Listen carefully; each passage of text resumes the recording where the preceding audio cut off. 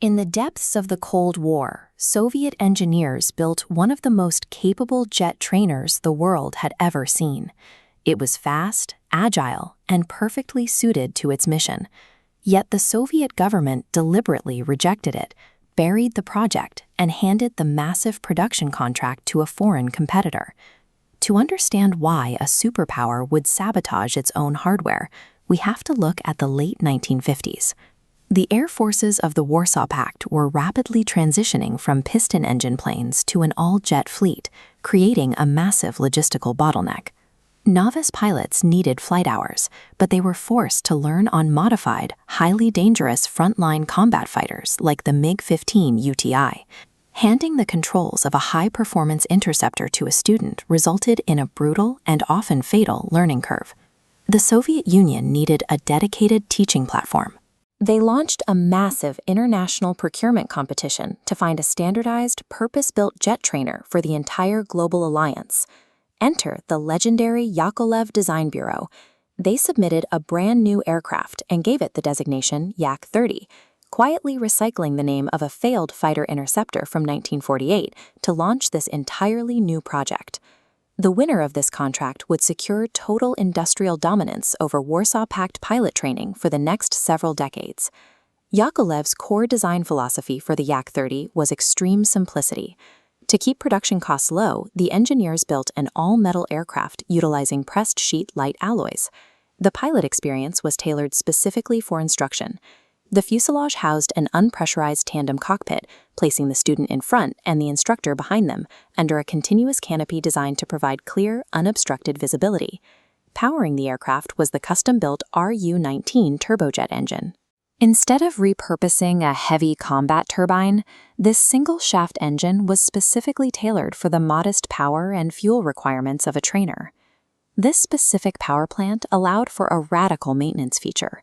Mechanics could lower the Ru-19 engine straight down out of the fuselage.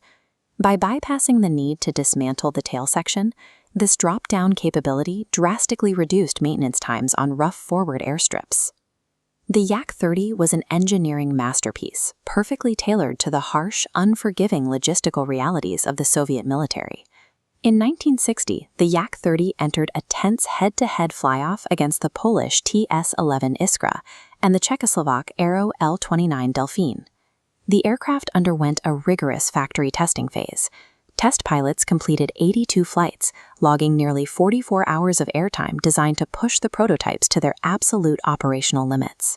The Polish TS-11 Iskra was quickly eliminated from the trials. This narrowed the high-stakes contest to a direct duel between the Soviet Yak-30 and the Czech L-29. The Czech L-29 was nearly 1,000 kilograms heavier than the Yak-30. Because manufacturing costs scale with weight, Yakovlev's design was significantly cheaper. In the air, that lighter frame gave the Yak-30 a higher top speed, superior climb rate, and objective aerodynamic superiority. The flight data was undeniable. Yakovlev's engineering team had definitively won the technical battle and confidently prepared to receive the historic production contract. Based purely on technical merit, flight data, and production efficiency, the Yak-30 was the undisputed champion. From an engineering standpoint, rejecting it made absolutely no sense. Then came the shock of August 1961. The Soviet government formally awarded the massive Warsaw Pact contract to the objectively inferior Czechoslovak L-29 Delfin. The decision was driven by hidden geopolitical logic. The USSR desperately needed to bind the Czechoslovak economy tighter to the Soviet bloc. Granting them a specialized, lucrative aerospace monopoly ensured long-term political loyalty. There was also a secondary domestic benefit. Outsourcing trainer production to Czechoslovakia freed up massive Soviet factories to focus exclusively on building advanced frontline combat fighters. For the Yakovlev engineers and test pilots, the decision was a bitter pill. They felt profound fury and betrayal watching their meticulously crafted aircraft sacrificed to backdoor political maneuvering. OKB test pilot Valentin Smirnov responded with a cinematic rebellion. Defying the crushing disappointment, he immediately took the rejected Yak-30 prototype back into the sky to push it to its absolute limits. During this revenge flight, Smirnov shattered official light jet world records.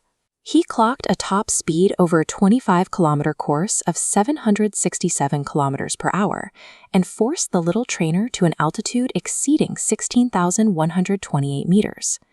The Yakovlev Design Bureau would eventually find vindication decades later when they successfully developed and fielded the Yak-30 as a modern trainer of choice for the Russian military. But the fate of the Yak-30 proves a harsh reality of military procurement. The best machine in the world will always lose if it solves an engineering problem when the government is looking to solve a political one.